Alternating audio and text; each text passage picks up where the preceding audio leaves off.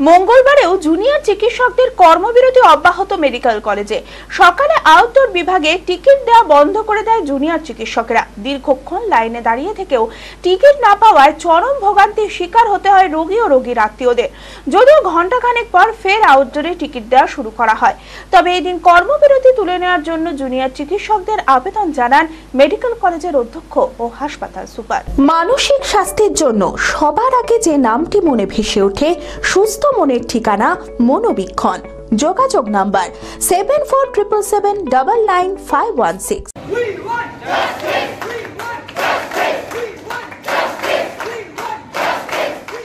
আর্যিকর ঘটনার প্রতিবাদে মঙ্গলবারেও Murshidabad medical college ও হাসপাতালে জুনিয়র চিকিৎসকদের কর্মবিরতি অব্যাহত রয়েছে।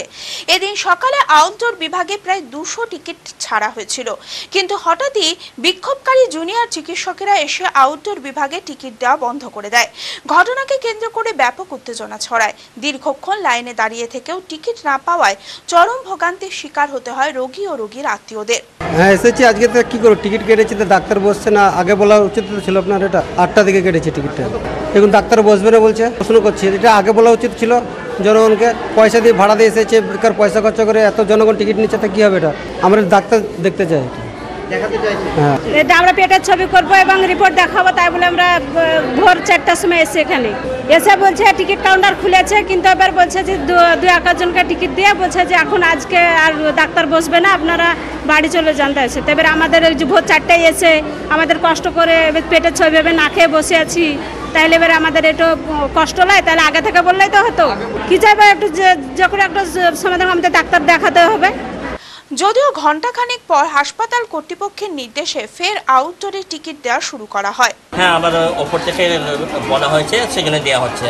সে বন্ধ করা হয়নি। সেই ডাক্তার স্যাররা এসেছিলেন, ওনারা পাবলিকের সাথে ঘটনাচক্রে সব কিছু বলে কি যাদের খুব অসুবিধে তারা এমার্জেন্সি যান, এইভাবে পাবলিকরাই নিজেরাই সরে গেছিলেন। হ্যাঁ, আমরা কিছু পাবলিক সেরকমভাবে কিছু বলেননি। তারপর এখন আবার ওপর থেকে ইনস্ট্রাকশন দেওয়া আছে কি আপনারা বন্ধ করেন না, চালু করুন। আমরা সেখানে আবার চালু করে দিয়েছি। সেটা তো আমরা কি করতে পারি, আমরা তো ইনস্ট্রাকশন ফলো করছি। জুনিয়র ডাক্তার এসেছিল, ওপরে ইনস্ট্রাকশন সেটা।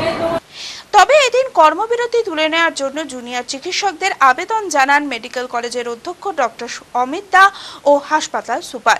এদিন অধ্যক্ষ বলেন, প্রাথমিকভাবে লাইট, সিসিটিভি ক্যামেরা ও অতিরিক্ত নিরাপত্তা রক্ষী আমরা দাবি মতো করে দিয়েছি। চিকিৎসা পরিষেবা যাতে সুষ্ঠুভাবে চালানো যায় তার জন্য আবেদন জানানো হয়েছে জুনিয়র চিকিৎসকদের। ইনডোর পরিষেবা তো ব্যাহত একটু হবে, এটা তো অস্বীকার করা যায় না।